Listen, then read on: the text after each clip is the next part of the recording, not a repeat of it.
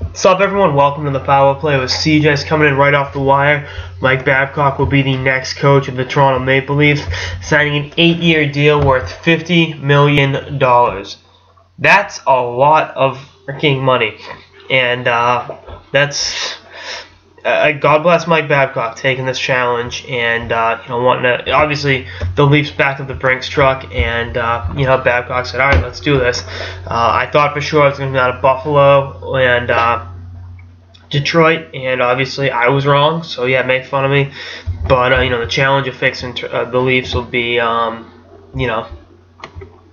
big and lofty challenge. But I think you got the right man for the job. You got a high draft pick this year. They're going to be active in the trade markets, whether they move a Phaneuf, a Kessel, whoever. That's going to be point of discussion. You got 2 first-round picks this year. You get the 4th pick, and then Nashville, which I think is like 24th off the top of my head. So there's plenty of room to improve and get better. And again, this is bold by Leafs ownership, and it's bold by Babcock. It'd be. Obviously, he went to the highest bidder, but let's be honest. I mean, the Leafs, they've been the epitome of dysfunction for over a decade now, and to be able to go there and fix this, it's a fixer-upper. And getting a player in the draft this year, whether it's a Strom or Hanifin, definitely kickstart that rebuild process. They got some decent young prospects in the organization. I like Nylander's game. Gauthier actually is. Really had a good playoff in the Q. He's a good third line center that really plays on situations down the line. There's a lot of moving parts, and this is good for Babcock. Good for him saying, all right, I'm gonna take the most money, but I'm also gonna try to fix this team. And fans in Toronto have every reason to be happy and optimistic, which you don't say too often, given the fact it's the Leafs we're talking about. Having said that. It set a benchmark for coaches contract negotiations.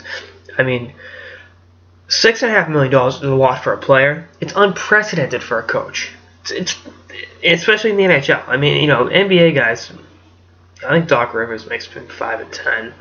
I think he deserves to be the highest paid. He's probably the best coach in the league. I say that 3 days after he blew a Game 7 in a 3-1 series lead, but you catch my drift.